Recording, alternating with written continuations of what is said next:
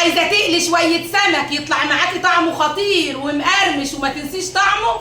تعالي هقول لك معلومه كده على الماشي، بس اعملي متابعه لو انت مش متابعاني بالله عليكي، وشير على قد ما تقدري. وتعالى اقول لك، تعالى اقول لك بقى تتبيله السمك اللي مش هتستغني عنها ابدا في البيت. دي هريسه شطه فيها كل حاجه، فيها الفلفل والليمون والثوم والكمون، كل حاجه هنا. يلا نتبل.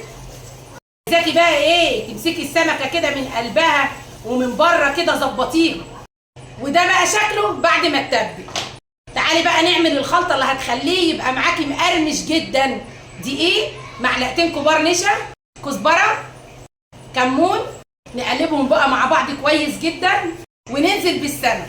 يلا بقى نروح نحمره واوريكم الشكل النهائي. وده بقى كده الشكل النهائي. عايزه اقول لك ان الكاميرا ظلماه جدا جدا، ريحته خطيره، مقرمش جدا، حاجه كده هتعجبك قوي. وده بقى كان اوردر معانا، قلت افيدك بمعلومه. بحبكم في الله.